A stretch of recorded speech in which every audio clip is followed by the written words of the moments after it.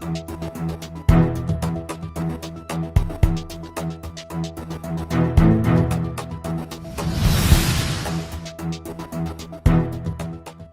်္ဂလာပါခင်ဗျာရန်ကုန်ခရစ်တစ်ကနေနောက်ဆုံးရရှိထားတဲ့သတင်းသစ်များကိုတင်ဆက်ပေးပါတော့မယ်ပထမဦးဆုံးစစ်တပ်ကတင်တန်းစင်းစစ်သားတွေအများစုကိုတက်မ33နဲ့တက်မ69စီကိုပို့စစ်တပ်ခိုင်နေအာနာသိန်းစစ်တပ်ကတင်တန်းစင်းစစ်မှုထမ်းတပ်သားတွေအများစုကိုတက်မ33နဲ့တက်မ69စီကိုပို့နေတယ်လို့တပ်တွင်းသတင်းရင်းမီဒီကလူထုຫນွေဦးကိုပြောပါတယ်စကိုင်းမကွီးတိုင်းနဲ့ရခိုင်ပြည်နယ်ကိုမကြာမီထိုးစစ်အရှိန်မြင့်ကိုပင်စင်နေတာလို့လည်းသူတို့ကအသိပေးပါတယ်။အရင်ကလည်းပို့တော့ပို့တယ်တင်နန်းကျောင်းတစ်ခုဆင်းရင်တက်အလိုက်ဥယျာဉ်23mwelစီပေါ့အခုက60လောက်ထိပို့နေတာရန်ကုန်တက်ကတက်မတော်တမ်းမြင့်ရီလီကျင်ရီတင်တန်းကျောင်းအမတ်တစ်ခုဂျိုးဖြူစက္ခတာစစ်အခြေခံလီကျင်ရီတက်အမတ်တစ်ခုဖောင်ကြီးနဲ့တက်ကလီဝဲကလီကနေပါတက်မ33ကိုပို့နေတယ်အဖတ်စင်တွေက18စက်ကုန်းတွေလို့တပ်တွင်းတရင်မြစ်တအုံးကပြောပါတယ်အလားတူပဲပတိစက္ခတာ6ဟိုပုံးတကနာစက္ခတာ9ရေနီကျောင်းကနေတင်တန်းစင်းစစ်မှုထမ်းတွေကိုမိထလာအခြေဆိုင်တမ69စီကိုရောက်နေတယ်လို့သိရပါတယ်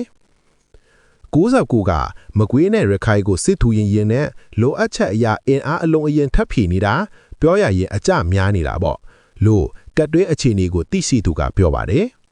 တမ39ဟာရခိုင်နဲ့မကွေးအဆက်အမ်ပဒါနိုလမ်းတိုက်ပွဲတွေကိုပို့တာမှာ AA နဲ့မဟာမိတ်တပ်တွေရဲ့ထိုးစစ်ချောင်းတေဆုံးသူထိခိုက်သူအလိမ့်ဝင်သူထွက်ပြေးသူများနေပါတယ်။တမ33ကလည်းစကိုင်းတိုင်းအတွင်းတိုက်ပွဲတွေပိုပင်းထန်လာတာကြောင့်ရှေ့တန်းမှာတေဆုံးသူဒဏ်ရာရသူအဖမ်းခံရသူထွက်ပြေးသူများနေပါတယ်။စစ်မှုထမ်းတပ်သားတွေထွက်ပြေးသူများတာကြောင့်လည်းပြစ်တက်ခံရတာတွေဆက်တိုက်ရှိနေတယ်လို့လည်းသူကအသိပေးပါတယ်။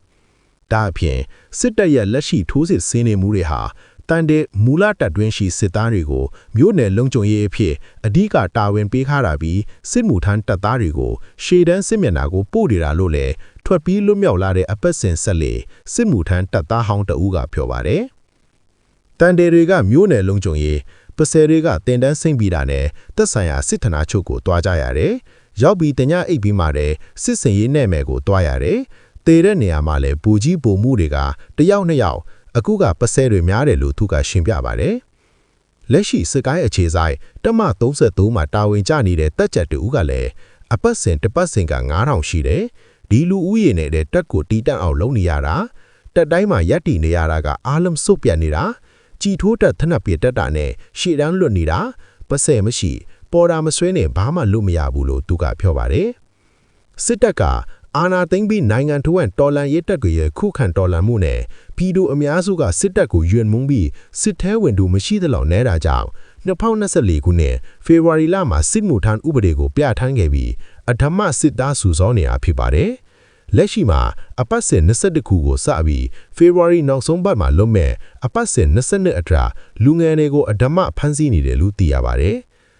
ကျွန်တော်တို့ channel ကနေသတင်းအသစ်တွေကိုအချိန်နဲ့တပြေးနဲ့တင်ဆက်ပေးနေတာဖြစ်လို့သတင်းအသစ်တွေကိုသိရှိစေရန် like and subscribe လေးပြုလုပ်ပေးထားခဲ့ကြပါအောင်ခင်ဗျာ။